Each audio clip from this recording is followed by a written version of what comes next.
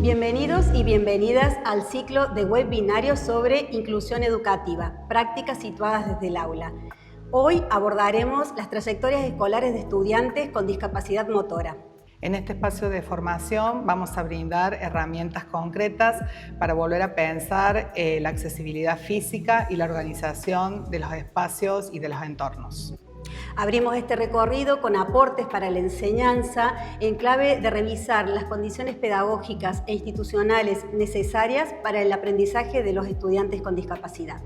Los invitamos a participar de esta jornada, vamos a dar paso a los equipos que van a estar acompañando y nosotras desde la dirección nos ponemos a disposición para seguir abordando esta temática y siempre desde un trabajo en corresponsabilidad. Bienvenidos a este espacio de formación.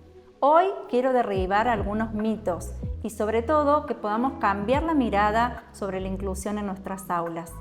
La primera premisa fundamental que quiero compartir con ustedes tiene que ver con que la inclusión educativa nos permite reconocer que todos los estudiantes tienen derecho a aprender, a participar y a pertenecer a una institución educativa. Durante mucho tiempo, la mirada se centró en el déficit de la persona, olvidándonos de las barreras que existen en nuestras sociedades. Hoy, desde la mirada del paradigma del modelo social de la discapacidad, lo que sabemos y lo que entendemos es que si el entorno cambia, la persona con discapacidad va a poder ser parte en igualdad de condiciones que los demás. La discapacidad nace entre una interacción entre la persona, sus características y la barrera existentes en la sociedad. La Escuela Blanca Estela Feit, que es la escuela que hoy represento, nace en sus orígenes dando una respuesta educativa a niños y adolescentes con discapacidad motora. Y ustedes se preguntarán, ¿de qué se trata la discapacidad motora? Y yo les voy a contar que es una condición física que afecta el movimiento, los desplazamientos y la postura de cualquier persona. Esto puede tener diversas causas, puede ser ósea, muscular o traumática. Y sus desafíos más visibles tienen que ver con el desplazamiento, con la manipulación de los objetos y con el movimiento. En cambio, la discapacidad motora que tiene su causa en alguna lesión en el sistema nervioso central o periférico, la llamamos discapacidad neuromotora. Esto modifica el tono muscular y la postura y el movimiento de las personas. Es importante hacer esta distinción y que tengamos en cuenta que una condición de discapacidad motora no necesariamente va a limitar las capacidades intelectuales de la persona. Es un grave error que nosotros creamos o demos por sobreentendido que una persona con discapacidad motora va a tener alguna alteración en su desarrollo cognitivo. Hablar de discapacidad psicomotora también es un grave error y les voy a contar por qué. La psicomotricidad es un campo de desarrollo que integra cuerpo, mente y emociones.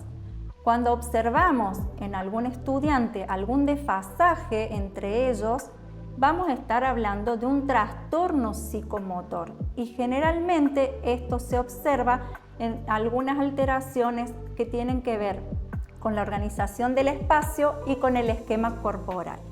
Pero tengamos en cuenta que la psicomotricidad no es una discapacidad en sí misma. Más allá de todas estas conceptualizaciones que les he compartido, lo más importante como educadores es que tengamos en cuenta que nosotros no vamos a planificar en función del diagnóstico y la etiqueta médica de ese estudiante.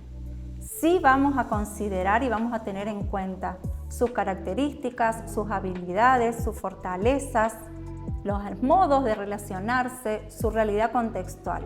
Eso es muy importante, que miremos al estudiante, a su contexto, para poder hacer una propuesta educativa significativa de acuerdo a cada uno de ellos. Ahora los invito a imaginar que mañana vamos a recibir un estudiante con discapacidad motora en nuestras aulas. Y ustedes se preguntarán, ¿cómo tengo que trabajar con él o con ella? ¿Cómo tengo que tratarlo? ¿Cómo tengo que acercarle? ¿Qué tipo de ayuda tengo que brindarles? Y en primer lugar, para dar respuesta a estos interrogantes, les tengo que decir que lo más importante es que podamos conocer cómo se desplaza, son sus posibilidades en cuanto al movimiento, qué tipo de apoyos ortopédicos utiliza y cómo los tengo que cuidar, cómo tengo que manipular una silla de ruedas, un andador, un bastón, por ejemplo. De eso estoy hablando en este momento. También es importante conocer cuáles son los canales de acceso a la información, ¿sí? Cómo va a recibir este estudiante la información que yo puedo propiciarle. De esta manera es importante que ustedes conozcan cómo escucha y cuál es la calidad visual que el estudiante tiene del entorno. Bueno, ahora les voy a presentar una llave imprescindible para poder transformar nuestras aulas en aulas inclusivas. ¿Cómo hacemos para derribar todos los obstáculos que puede encontrar un estudiante con alguna de estas condiciones? O también para cualquier estudiante que se va a beneficiar de la accesibilidad que yo proponga. Y acá surge una palabrita nueva, accesibilidad. Cuando hablamos de accesibilidad estamos hablando de un derecho fundamental, inherente a todas las personas. Y tiene que ver con la posibilidad de participar plenamente y de manera activa en todas las propuestas del entorno. Aquí voy a nombrar un autor japonés, Sasaki, que él habla de distintos niveles de accesibilidad para que podamos materializar este concepto y para que podamos también detectar en nuestras aulas y en nuestras escuelas cuáles son los cambios que necesitamos hacer para favorecer la inclusión.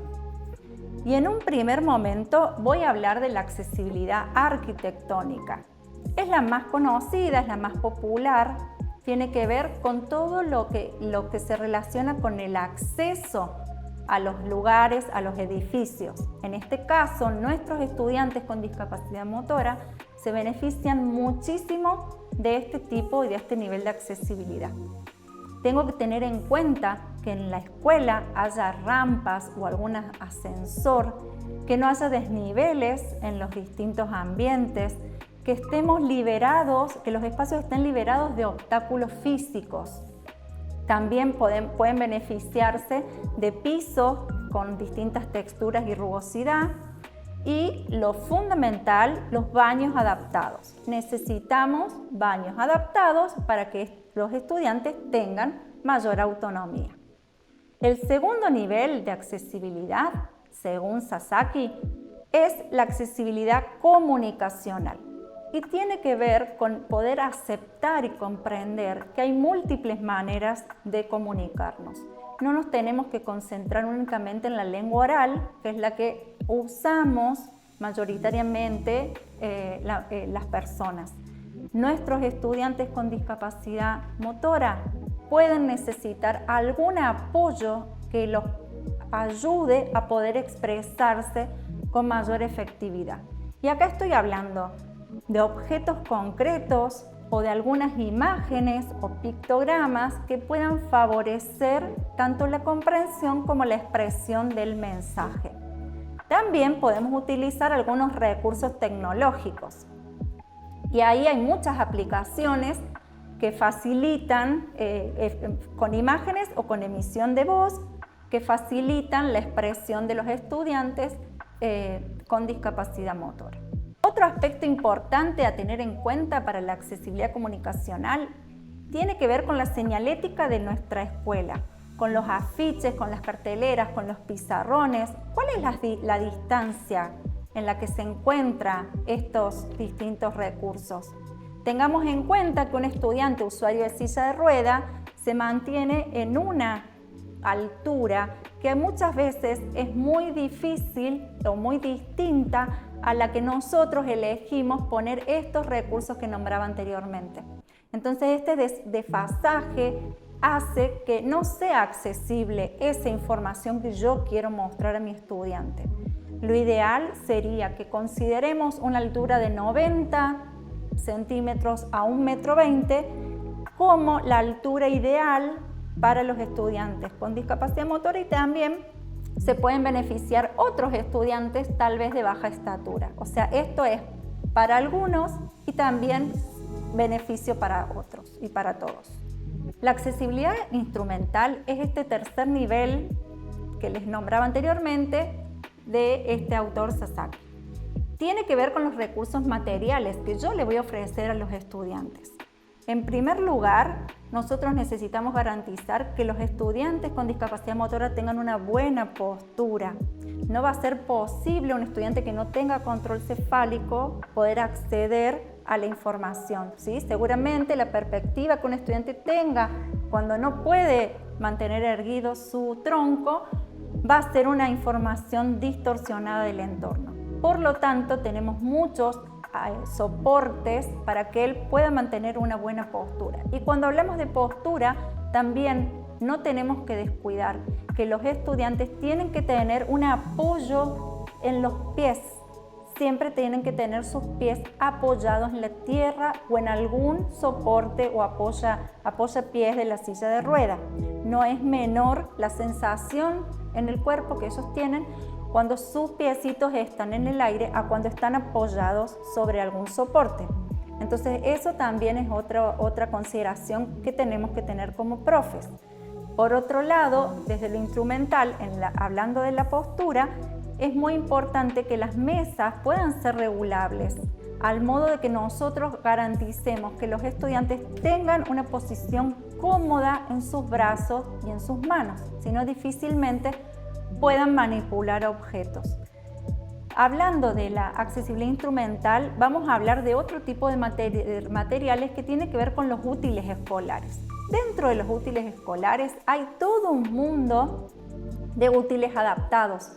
Tiene que ver con tijeras adaptadas, reglas, lápices engrosados cuando hay alguna dificultad en la motricidad fina, y también tiene que ver con los cuadernos que podemos ofrecerles con renglones en distintos espaciados y también con distinta configuración, hojas con distinta configuración y márgenes.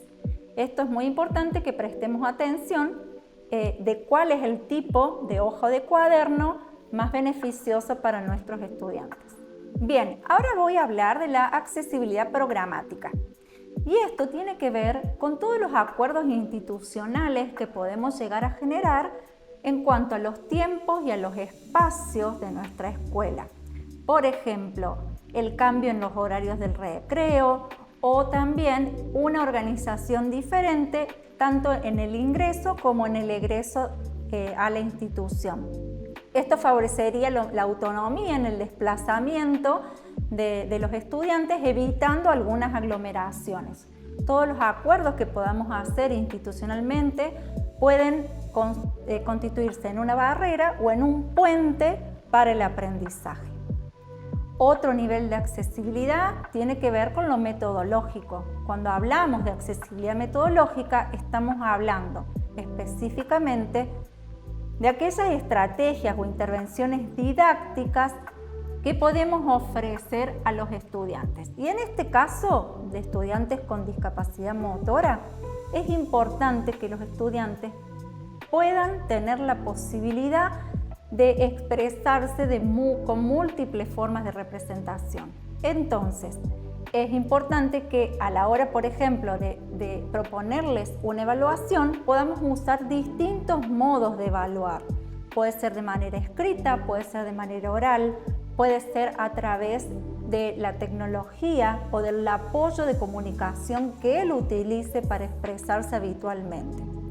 También es importante que respetemos los tiempos de trabajo. Muchas veces en nuestros estudiantes lo que sucede es que la fatiga muscular que les provoca realizar alguna acción, algún movimiento físico, le genera mucho cansancio. Entonces van a necesitar más tiempo para recuperarse y poder pasar a la actividad siguiente. En estos casos, lo que se aconseja, lo que sugiero, es que podamos regalarles pequeños recreos o pausas cortas para que puedan recuperarse y para evitarles frustración a la hora de la tarea o del desarrollo de la tarea.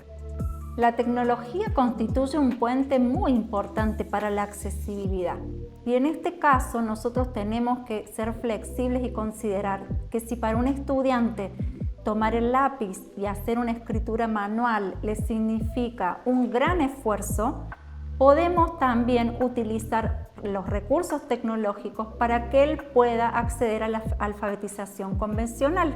En este caso, podemos proponer un dispositivo que tenga dictado de voz, en donde el estudiante habla y la máquina o la computadora nos escribe. También podemos utilizar teclados virtuales, en donde a través de la mirada o del señalamiento o de un puntero, ellos puedan ir accediendo a la escritura. Es muy importante que tengamos en cuenta que estos recursos van a lograr el progreso en los aprendizajes de nuestros estudiantes. Las barreras actitudinales, lamentablemente, continúan estando presentes en nuestras aulas, en nuestras comunidades educativas. Y aquí donde quiero pedirles que evitemos toda conducta de sobreprotección hacia los estudiantes con discapacidad. Y también que evitemos la asistencia o la ayuda innecesaria.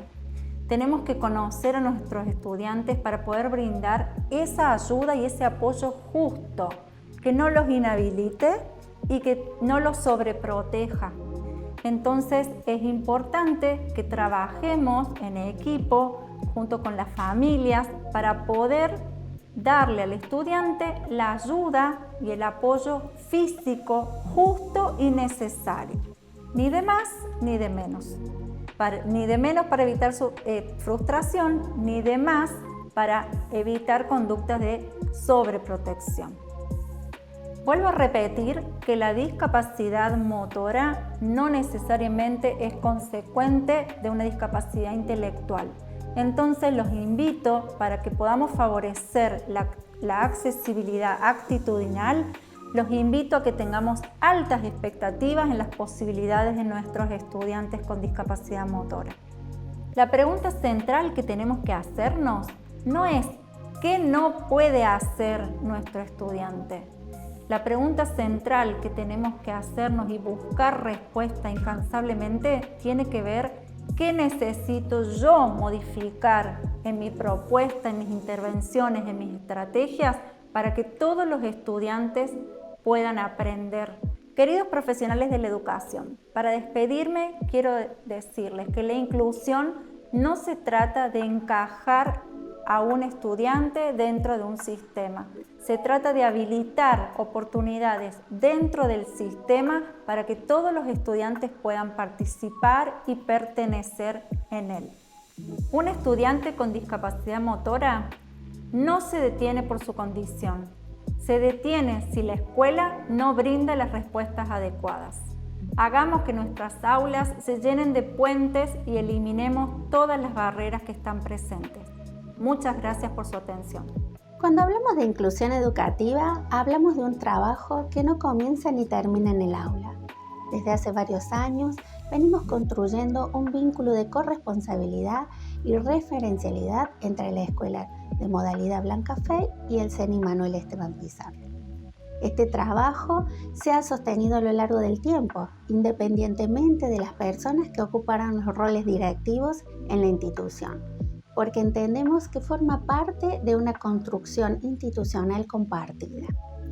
La inclusión no puede depender de voluntades individuales, sino que necesita de acuerdos, dispositivos, formas de trabajo en equipo que permitan acompañar las trayectorias educativas de manera sostenida.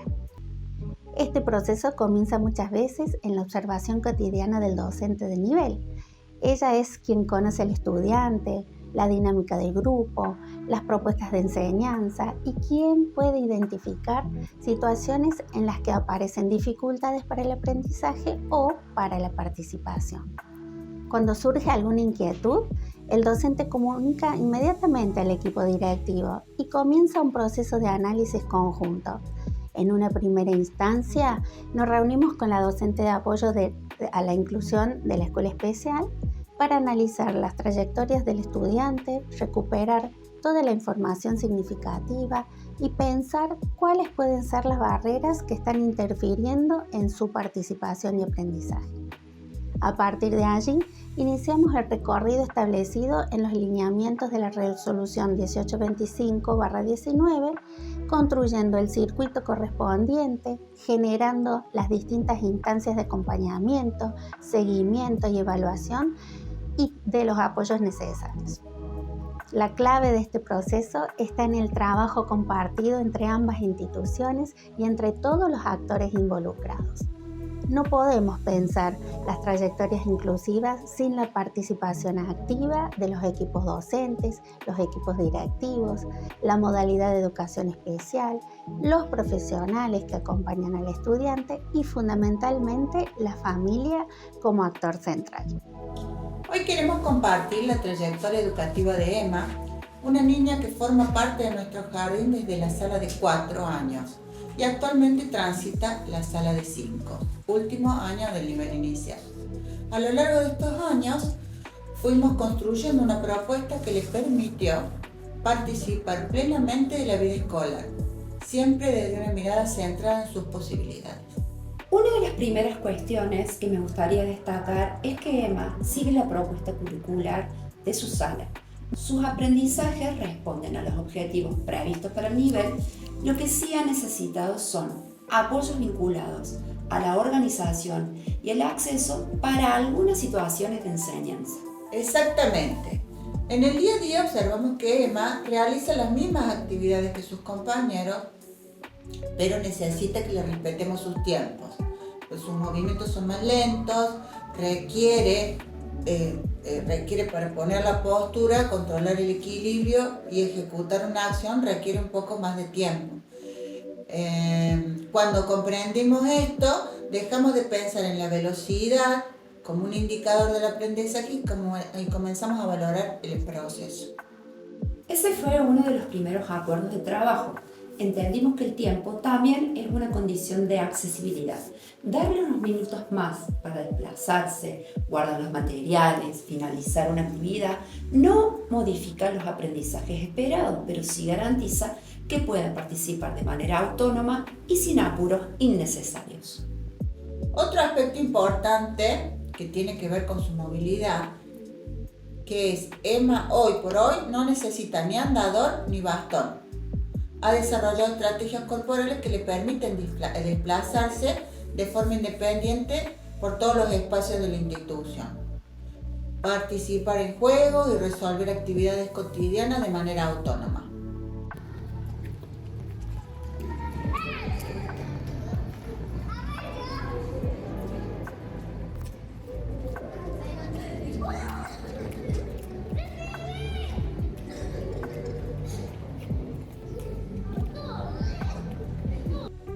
Sin embargo, a través del seguimiento observamos una situación que incidía en su seguridad. Según el tipo de calzado que utilizaba, las zapatillas tendían a salirse de sus pies, aumentando el riesgo de caídas. A partir de esta observación, comenzamos a dialogar con la familia acerca de la importancia de contar con el calzado adecuado y de avanzar en la confección de férulas indicadas por los profesionales tratantes. Estos apoyos favorecerán una mayor estabilidad en sus tobillos y contribuirán a mejorar su marcha. Del mismo modo, consideramos fundamental la continuidad de las terapias, ya que acompañan su crecimiento y potencian su autonomía.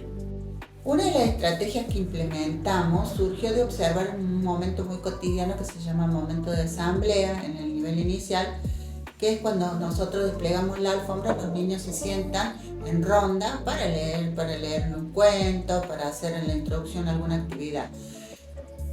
Vimos que Mientras todos permanecían sentados en el piso, Emma debía hacer un gran esfuerzo para sostener su postura. Su cuerpo se desorganizaba y eso implicaba un desgaste de energía. Entonces pensamos juntas una alternativa muy sencilla, pero con un gran impacto. Acordamos que Emma utilizara una silla común durante estos momentos.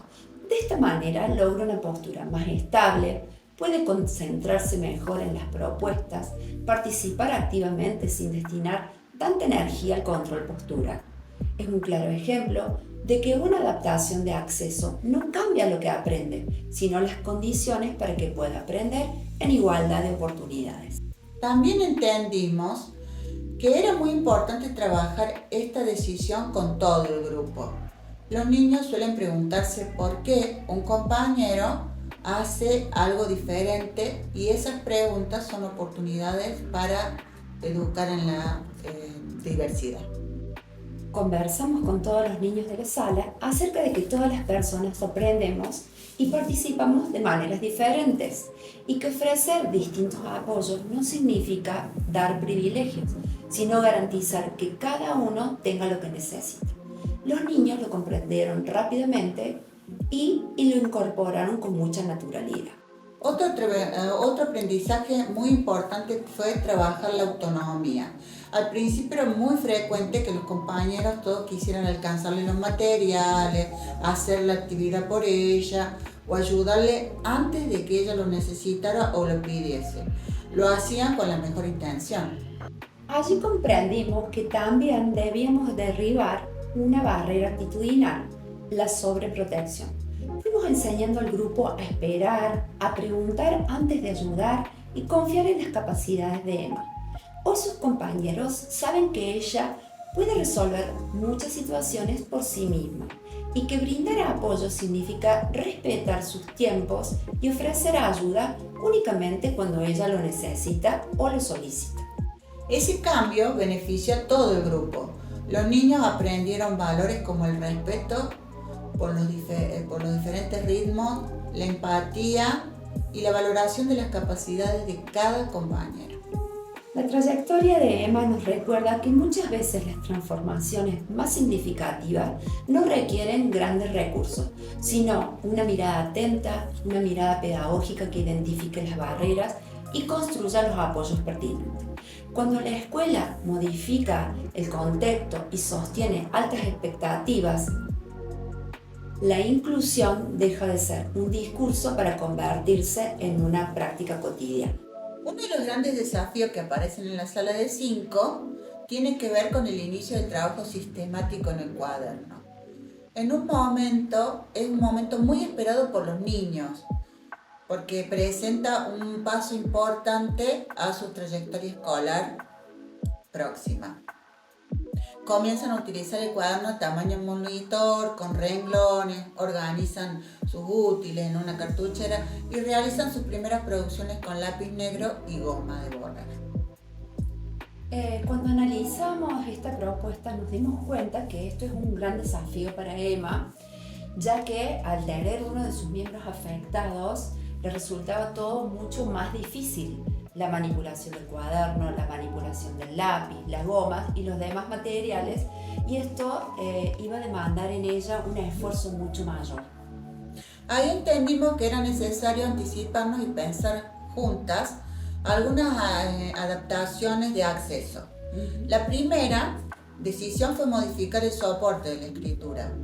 En lugar de cuaderno tradicional de tamaño monitor, acordamos utilizar un cuaderno espiral tamaño A4 de forma horizontal y que en la primera etapa sea sin renglones.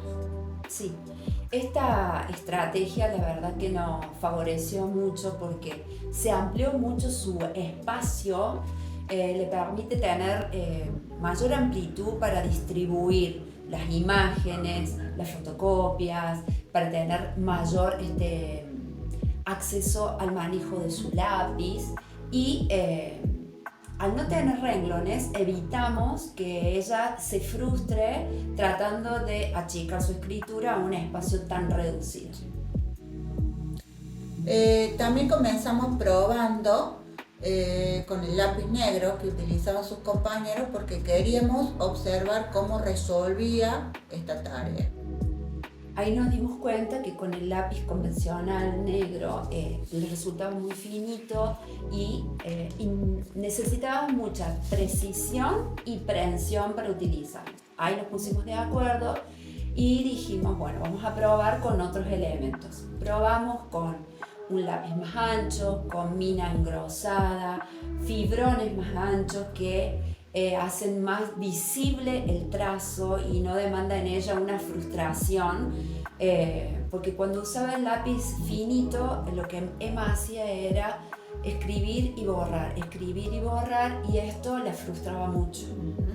Ahí entendimos entonces, cuando comprendimos que el problema no era la escritura, sino el recurso que estábamos utilizando. Sí, son decisiones sencillas pero que disminuyen considerablemente la carga visual y la carga motriz. Muchas veces pensamos que adaptar implica cambiar los contenidos, cuando en realidad alcanza con revisar la manera en que presentamos la información. ¿Tienen la fibra? Sí, me encanta la fibra. ¿Cuál? ¿Qué color? Esa. Bueno, La café. podés sacarle vos sola la... Podés sacarle la... Bien. Eso, la tapita. Bueno. Mira, vamos a probar por primera vez escribir en esta línea que se llama renglón. A ver, dale. Vas a escribir acá arriba. Vas a escribir Emma.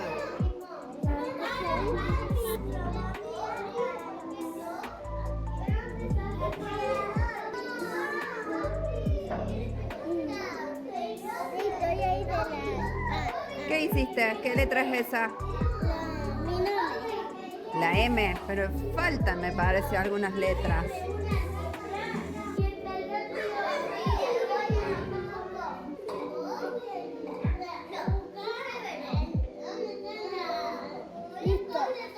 ¿Listo? Probemos, veamos. ¿Están todas las letras? ¿Falta alguna?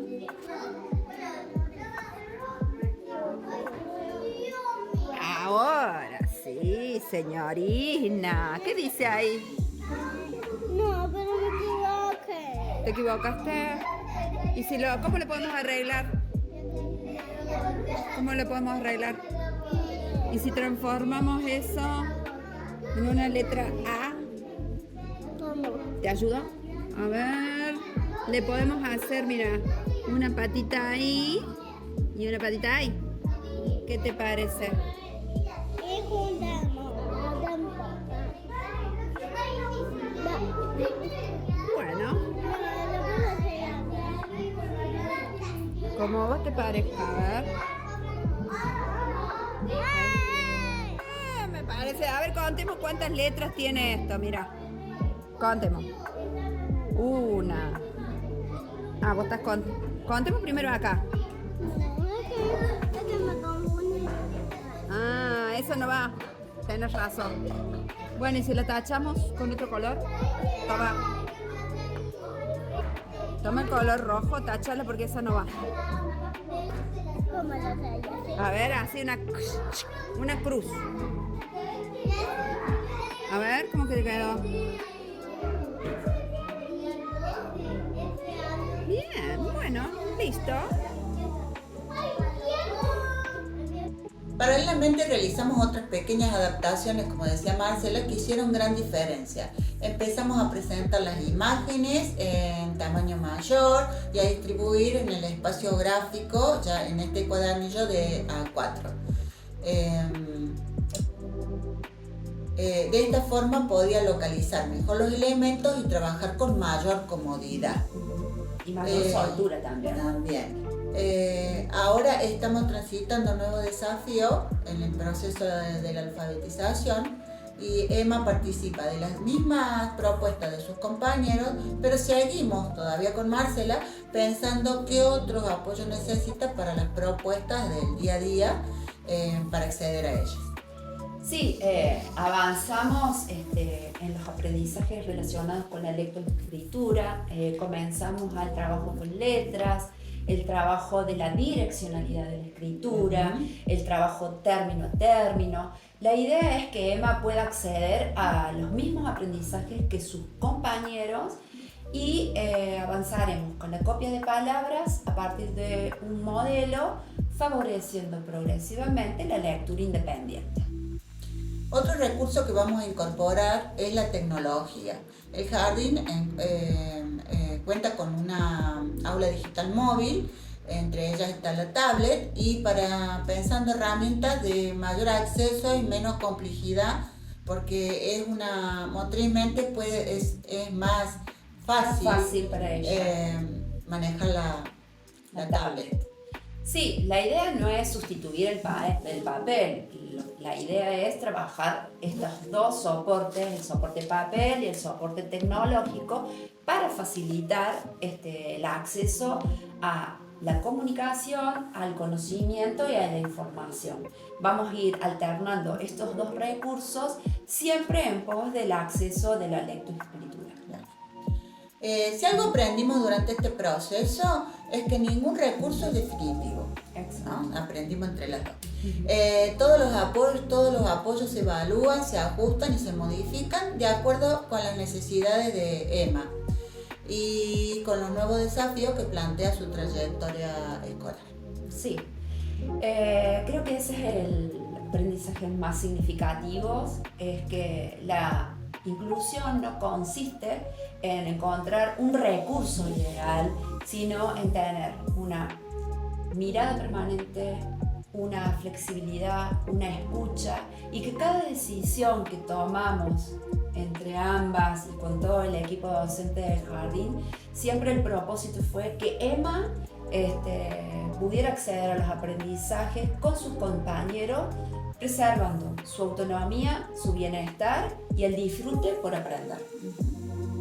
A partir de este webinar se los invita a derribar mitos y a ampliar la mirada acerca de la inclusión escolar.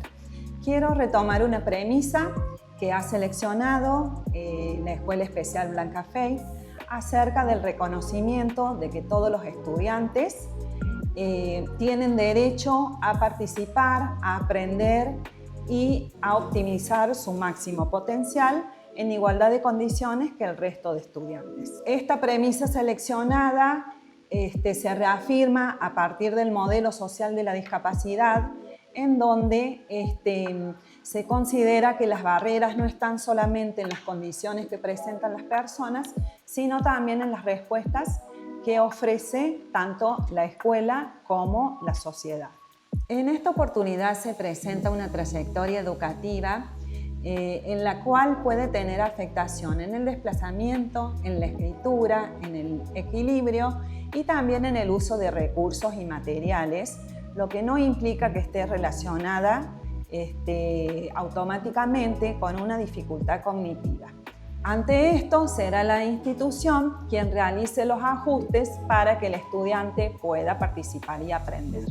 Y como muchas de estas situaciones podemos encontrar a diario en muchas de nuestras escuelas de nivel por las que transitan nuestros docentes de la modalidad especial a diario. También se plantea en este webinar la construcción de las trayectorias educativas inclusivas desde la corresponsabilidad entre la escuela de nivel y la escuela de modalidad especial. La escuela de nivel tiene la responsabilidad de la enseñanza, la planificación, la evaluación y la generación de condiciones para que los estudiantes puedan aprender y participar. Por otra parte, la escuela de modalidad especial, desde sus saberes específicos, tiene la responsabilidad de detectar las barreras, brindar los apoyos y crear las estrategias pedagógicas accesibles para estos estudiantes. Desde esta mirada se desplaza el foco del estudiante como un problema hacia las prácticas institucionales para favorecer la participación plena. En síntesis, una escuela inclusiva se fortalece cuando trabaja en red y se garantiza el derecho de los estudiantes a través del compromiso compartido entre la escuela de nivel, la modalidad especial, la familia y la comunidad. Agradecemos al Ministerio de Educación de la provincia de Córdoba, a la Dirección General de Educación Especial y Hospitalaria, por la oportunidad de generar estos espacios. También quiero expresar un profundo agradecimiento a la Escuela Especial Blanca Fey, al Centro Educativo de Educación Inicial Esteban Manuel Pizarro y a la comunidad que nos permite mostrar esta experiencia y pensar que la inclusión escolar es posible.